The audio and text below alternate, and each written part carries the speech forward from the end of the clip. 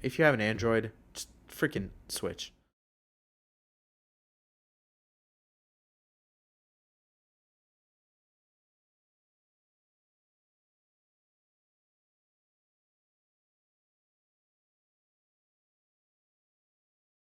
Hello and welcome everybody back to the Espresso Time podcast. I'm your host Ophir Alterasi. Today's episode is going to be an interesting one.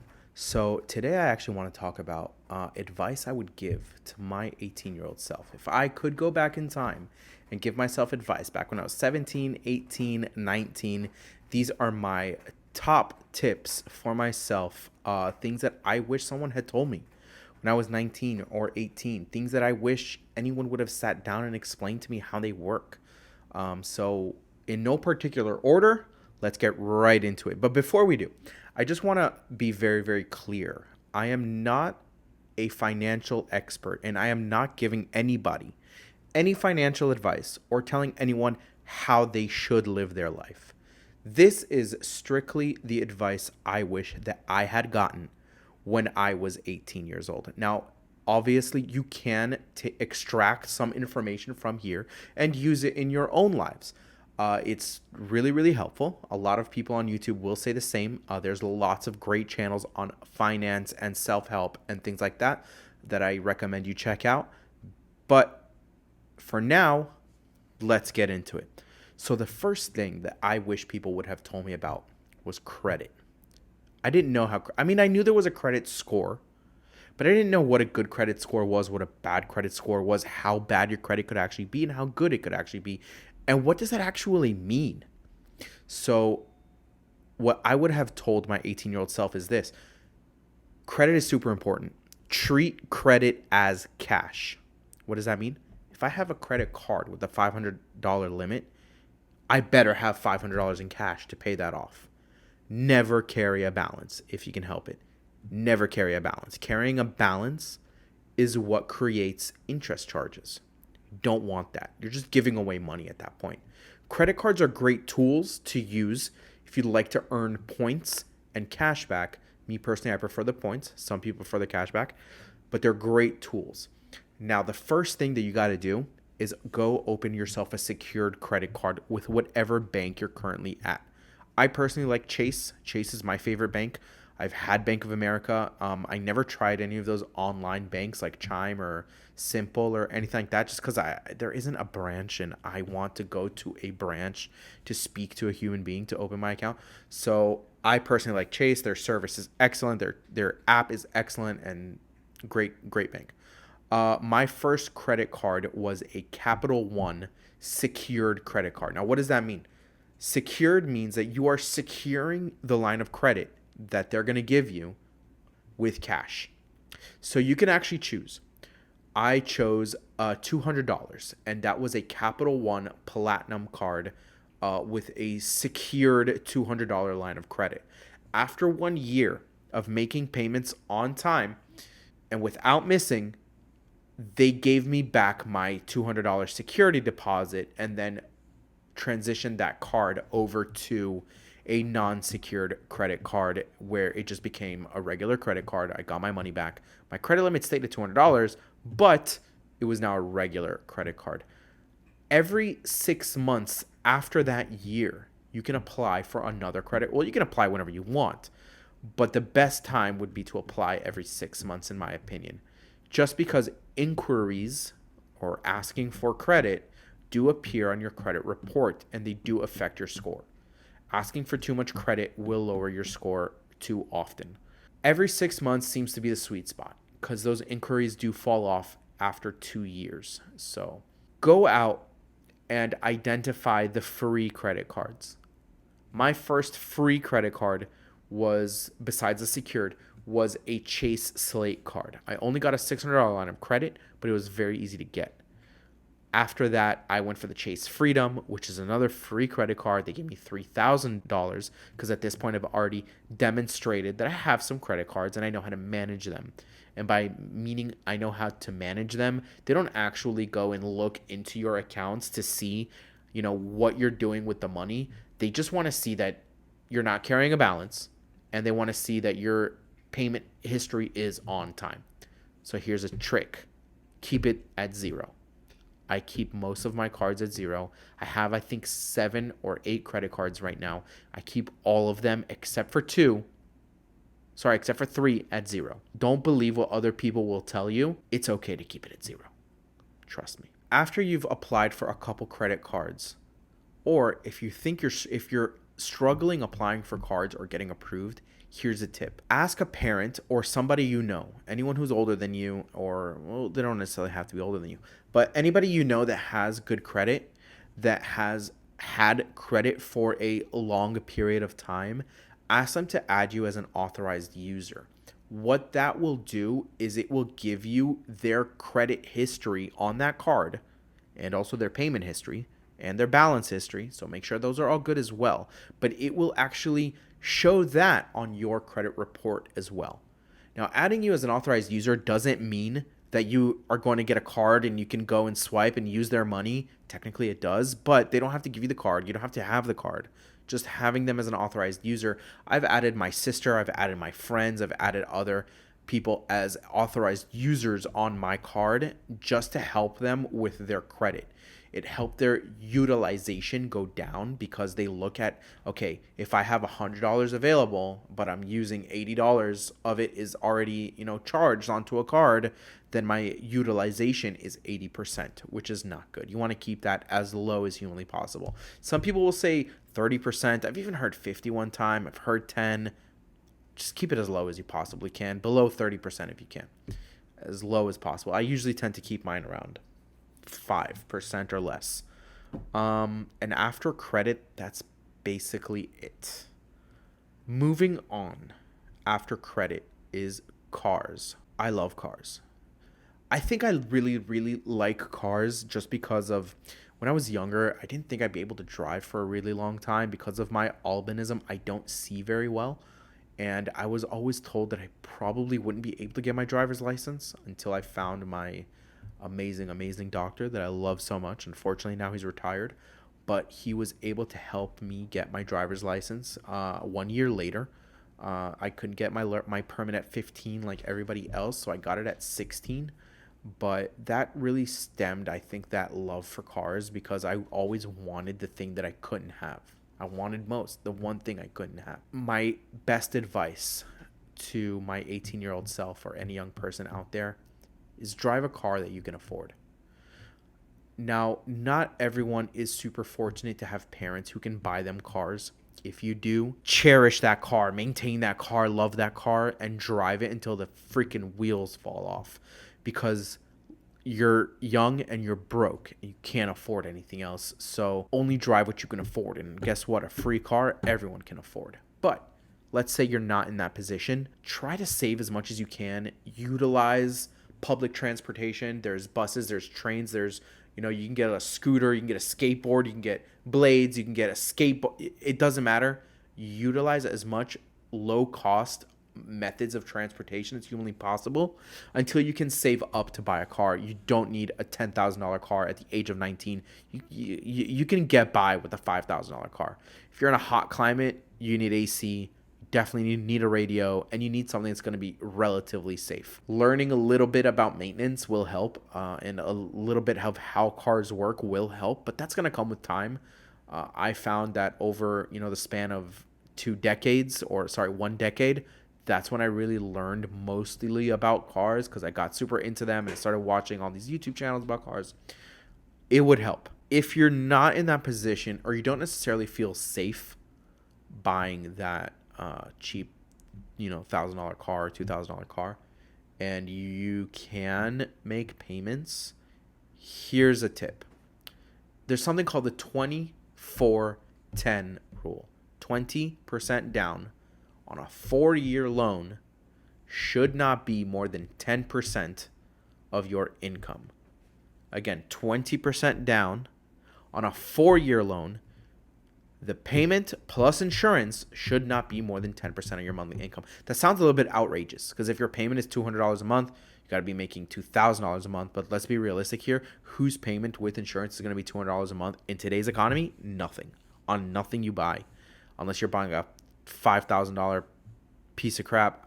I didn't even do the math on this. That's how bad it is. It only makes sense, I guess, if you have a lot of income but don't want to waste it all on buying a car, because at the end of the day, a car is a depreciating asset. You do need a car. If you can invest that money into something else, then the 24/10 rule, I guess, works really well for you. But if you're a young person and you just need a way to get around, a way to get from A to B, you don't need a BMW, you don't need a Mercedes, you don't need an Audi, you don't need anything, any of this crap. Go get yourself a beater, Corolla, even a manual transmission so you can have some fun. These cars will last you forever. They're really easy and cheap to maintain. Go get yourself a little beater. It's going to be the best experience of your life. My first car was a disaster. It was a $500 1995 Mercury Cougar V8, 2 doors, had no radio. There was a dead rat in the AC, no power windows, no power locks, no anti-lock brakes, no traction control. That car was a shit show, and it had a bad crankshaft.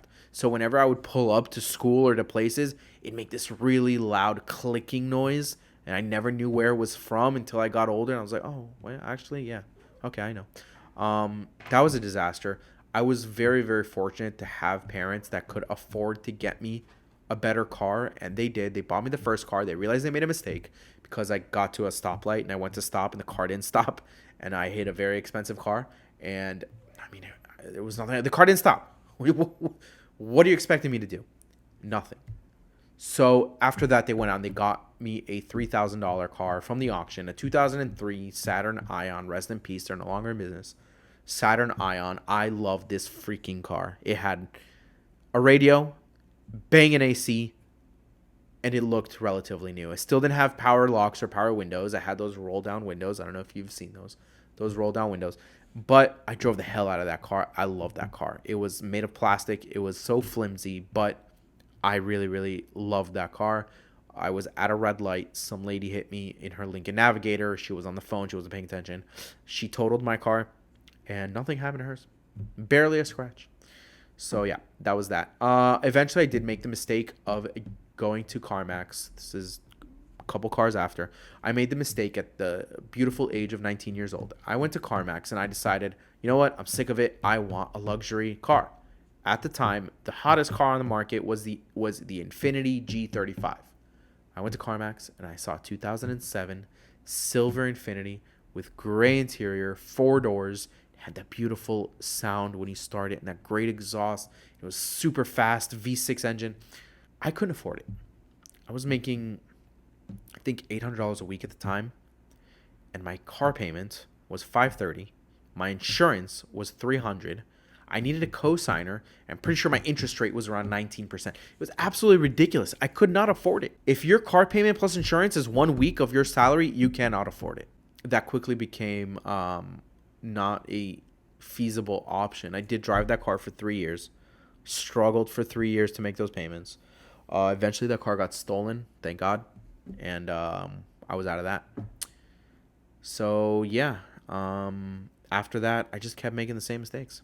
My dad bought me another car, and again, I wanted something better. I wanted luxury. I wanted the BMW. I took that car, I sold it, and he was like, you know what, this is the last car I'm buying you. Don't ever ask me for another car again. Here's the title. Do whatever you want. Don't come to me again for a car. I was like, all right, bet. Took the car, I sold it, I bought a BMW, and it was a freaking huge mistake. And then I leased my first car after the BMW. The BMW was a mistake because I was driving it on the highway and it just turned off on me. Tip for all you guys out there, don't buy a BMW with more than 50,000 miles because then they're out of warranty and they're pieces of crap. I leased a car. I thought I'd be a cowboy, you know? I leased a car. I was like, yeah, 10,000 miles a year. Now, I know I drive a lot at the time. I knew I was going to drive 60,000 miles, 50,000 miles. I did Uber in that car. I did a lot in that car that I leased. It was a 2014 Volkswagen Golf that I had until not too long ago. It's 2023. I just got rid of that car maybe 3 or 4 months ago. It's 2014 Volkswagen Golf. My payment was $330 a month. My insurance was $150. I had just quit my job. I wasn't making any money. Couldn't afford it. Again, I got into another car I couldn't afford. I went from something I had no payments on to something I had payments on. Kept making the same mistake over and over and over again. Long story short, get a car that you can afford. It's a depreciating asset. Just spend, if you can, save and spend the money. Save it, save it, save it. Save every penny until you can buy a normal car. Go get yourself a Toyota. Go get yourself a Honda. Don't buy an American piece of crap. Don't buy a German piece of crap. Go buy yourself a good, reliable car. That's that. Moving on after cars is income, spending, and saving. I don't know how to get into this topic without sounding like a dick. Earn as much as you can. That's it. Work. You're a kid. You're 18, 19 years old. Guess what? You're a nobody. You have all the time in the world. Go work. 8, 9, 10, 12, 14, 16 hours a day. I don't care. Work. You get out of work, go do Uber. Go do DoorDash. Go get another job. Work as much as you can. You don't need to be doing anything else. Earn as much money as possible. This is what I wanted to do, but my lifestyle got in the way. I was like, no, I want to be with my friends. I want to do this. I want to do that. Bullshit. Get out there and work. Save as much as you can. Eventually, I would like to see everybody get to an emergency fund of, at the minimum, to start 1 month. An emergency fund is all of the payments you need to survive for 1 month. That includes your housing, your car, your insurance, your phone, your utilities, your food, your medication, your food for your cat, whatever, it doesn't matter. Everything that you need to survive. You don't need to go out to a steak dinner. You don't need to go out for sushi. You don't need to go to the movies. You don't need to go to the arcade. You don't need to go to Disney World. Whatever you need to survive, that is your emergency fund. God forbid anything happens and all else fails. If you lose your job and you can't find one, guess what? You're going to need an emergency fund. You don't want to be homeless. You don't want to be out in the street. An emergency fund. Start at 1 month. Work your way up to 2. Then to 3. Then to 6. Eventually, I like to see everybody get a 12-month emergency fund. A 1-year emergency fund where, God forbid something happens and you can't work for a year, you're covered. I know that's not easy to do. But the best time to do it is when you're young. Once you have your emergency fund, you can start spending a little bit more on the creature comforts. Now, it's up to you to determine how much of an emergency fund that you want. The more, the better. But you can do at least 3-month emergency fund. Then you can start kind of, relaxing a little bit, okay? You can go out to dinner with your friends. You can take that girl out, for ice cream. You can do some stuff, okay? Save as much as you can because you're going to need it. You never know. Next topic is housing. Again, I want to be clear. I know not everybody is super fortunate enough to have family and friends that they can live with or provide, or that they can, rely on to provide housing for them. If you can, live with your parents, your aunt, your uncle, your sister, your brother, your grandma. I don't care who. Live for free. Save that money. Housing is going to be your most expensive expense. Save the money. You do not need it. If you have to, if you're in an abusive home, and I don't condone that in any which way, shape, or form. I don't like it. I just saw a podcast the other day of this girl who's being completely emotionally and mentally taken advantage of by both of her parents. Such an abusive relationship, although not physical abuse. It was just disgusting. The things this girl's parents were doing to her. They were making her pay for everything. Anyway, if you're in that kind of a situation, then you must move out. Now, if you must move out, try to do it with friends, with roommates, with other people that can help split the cost of the apartment. Do not get into a situation where just because he found this apartment, then he should pay, and he gets to stay in the master bedroom, then that means he should pay the same amount as you, when he has a giant walk-in closet, the master bedroom, his own private bathroom. but he's paying the same amount as you two who don't have that. No, that's not how it works. Whoever's staying in the master bedroom is paying for 60% of the rent, and then the rest is split up amongst the rest of the roommates. So if there's 2 people in the master bedroom, those 2 people are paying 30% each. And then everybody else pays the rest. And then the utilities, I don't give a shit. They all get split evenly. I understand that roommates also aren't the best thing sometimes. Some people like that lifestyle. I didn't like it personally. For me, I found that we didn't mesh well. My work schedule and their schedule, like they would go to sleep at like freaking 4, 5, 6 a.m. You're in your early 20s. I get it. They would go to sleep at like 4, 5, 6 o'clock in the morning. They'd have people over, girls and stuff and shit going on, whatever. I had to wake up at 9 every day for work. Couldn't do that. So that didn't really work out for me. They were filthy people. I like to keep a relatively clean house as often as I can. Obviously, I can't do that all the time, but we're human beings. I like to be clean. They were freaking filthy, man. Disgusting.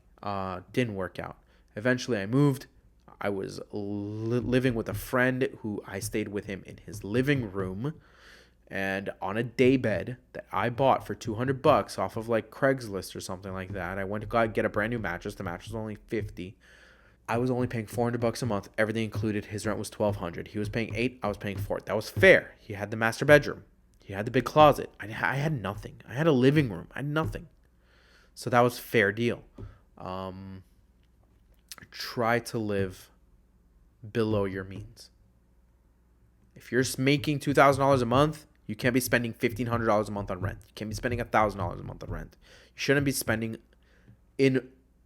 you should get to a point where you can cover all of your expenses in 1 week of work. That's your goal.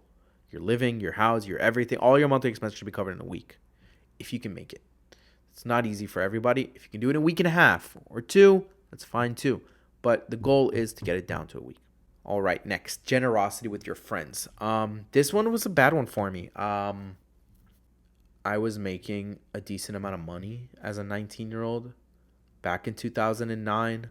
If you're making, $600, $700, $800 a week,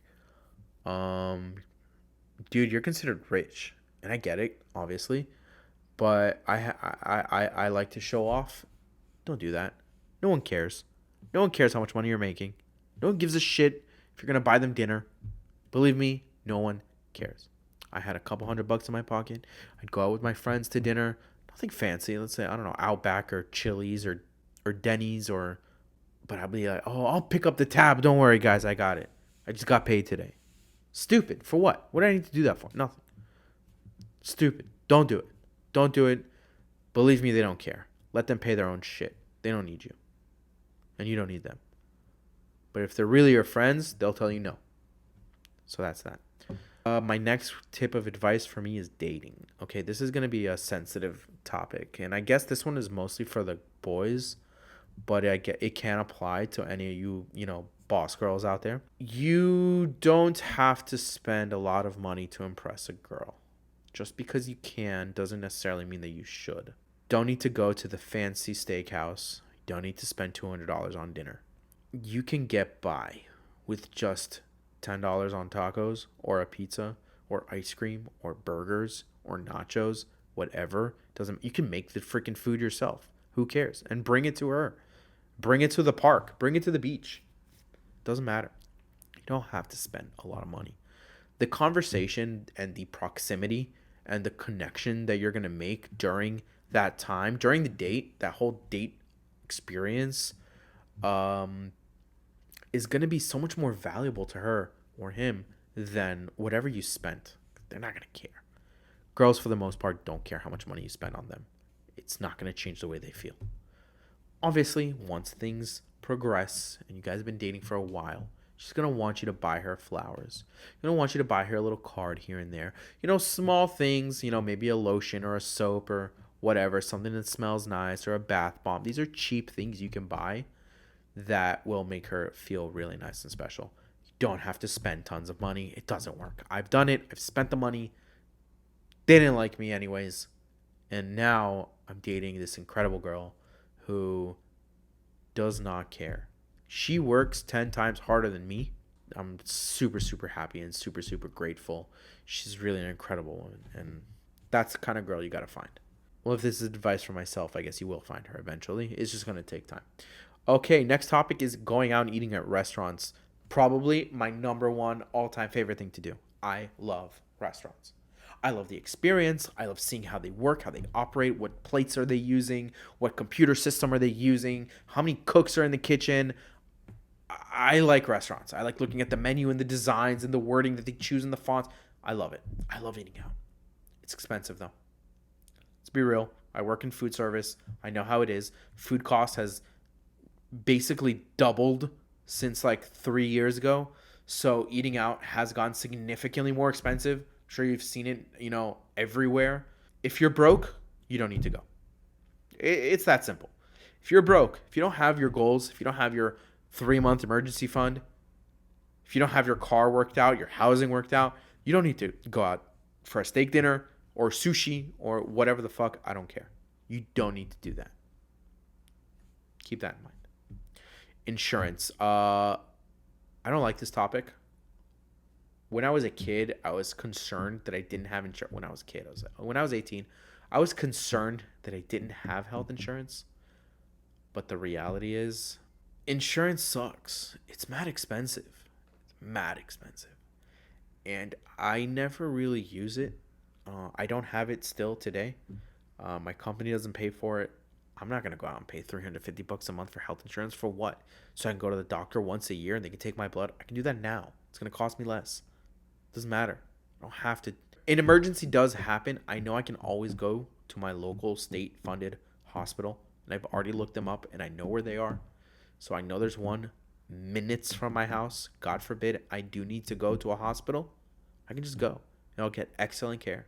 And I can work out a payment plan with them, which is going to be cheaper than having insurance. Insurance you pay for a lifetime. And the goal is, or the insurance company's goal is they hope you never use it. So they can just keep collecting your money. I'm not the person to take advice from for insurance. You should do what you're comfortable with, what makes you happy. I know lots of people would feel uncomfortable without health insurance. Me personally, I don't care. So you do what makes you happy. Insurance is that, thing that like, okay, I can't fault you for having it, but yeah, you do you. You have fun. Drugs is cut and dry, very simple. Don't do drugs. Drugs are stupid. They're a waste of money. When I was a kid, I spent a lot of money on weed and it was a waste of money. Spent money on pot and food and burned my brain cells and didn't really do anything productive with my time. And eventually I realized, I'm just antisocial and not doing anything. So what do I need this for? It's a waste of money. It doesn't get you anywhere. All right. These next two are quite important. These next three, they're very important. Your cell phone. Listen carefully.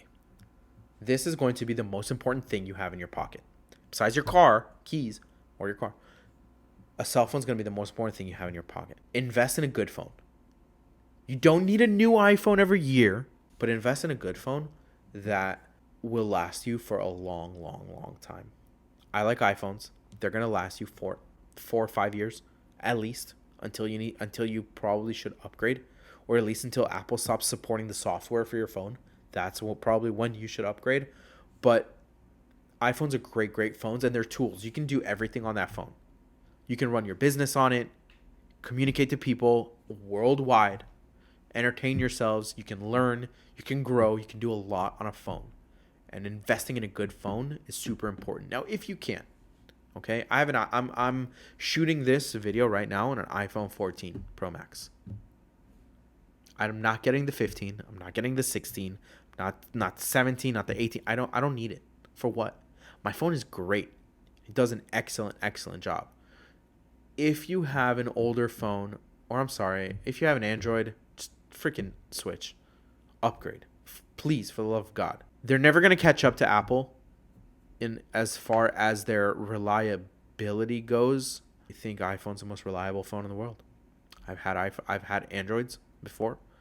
when I wanted something new and I wanted something customizable and I wanted to be able to change my wallpaper on my home screen, which you couldn't do on iPhone for many years. I wanted to, freaking went to swipe to answer, it wouldn't answer, or it would just change the song, or it would just randomly turn off, or the battery only lasted like 4 or 6 hours. And it was just a terrible phone. I didn't like it. I went back to iPhone, and that's where you should stick to. Save up your money. If you don't have a good phone, you can get by within like a $100 to $200 iPhone from a couple years ago. You can get by, but I recommend you save up some money and get yourself the newest phone that you can afford. Today that would be the iPhone 15. You don't need a Pro, you don't need a Pro Max. I made that mistake. You can get by with just an iPhone 15. Yeah, it's expensive. It's $899, I think. $799, $899. I don't remember what the price is today. Invest in a good phone and storage. Also, don't get the lowest storage because photos, videos, WhatsApp, text messages, they take up a lot of space. Invest in good storage if you can. Save up, please. Save your money. Don't go into debt. Don't put it on a credit card. Have interest accruing. Pay it off in cash. For the love of God, don't get married to a cell phone company carrier like AT&T or T-Mobile and make payments on a phone. I freaking hate that because then you're locked into them for however long until that phone is paid off. Well, what if they suck all of a sudden and you want to switch carriers? Well, you can't. Buy your phone outright if you can. Save up your money and buy your phone. Next thing is a computer. Guess what? You don't need one. Yeah, okay, I have one, but I can afford it. But in reality, I don't need it. I can do everything on my iPhone. But it's nice to have. It's a creature comfort. It's something I'm not going to fault you for if you have it. They're super, super good tools. And I know I've already had this MacBook for 3 years. Guess what? It's going to last me at least another 6 to 7 with no problem. Especially with these new M1 chips, with these new M series of chips that Apple is putting in these computers. They're freaking powerhouse machines. They're awesome. The last one that I had was 2016 MacBook. The first one with the Touch Bar. 2016 MacBook Pro. It was good. I didn't need to get rid of it, but I had the money and I wanted a new one, so I bought it. And yeah, you don't need it, but if you can afford it, meaning it's not going to affect your car payment, it's not going to affect your rent, you're not putting it on a credit card unless you intend to pay it off immediately because you want those points. Points are good. You don't need it. Don't buy it. Okay? My last piece of advice to myself. Be sure to set the right expectations. This is something that I learned at a sales job. It's how to deal with customers and how to set the right expectations. Not only for other people, but more importantly yourself. You have to be realistic. You have to know what you can and cannot do. You can do anything you set your mind to, but understand nobody made it big without working hard. Set the right expectations for yourself and for others. What does it mean to set expectations for others? It's making sure that they understand your intentions and your boundaries. Setting boundaries is something important. Set boundaries for your friends, your family, and your romantic partner, man, woman, whatever they may be. Really, really important. Good luck, everybody. If there's any other topic that you want me to speak about, if there's something you'd like me to expand on, I would love to talk to you about credit and finance or anything else. If there's any topic you'd like me to talk more about, please put it down in the comment section and smash that subscribe button. Don't forget to like, comment, and share and let everybody know about my channel. Thank you so much for watching. Have a wonderful evening. I am Ophir Altarasi, and this was the Espresso Time Podcast.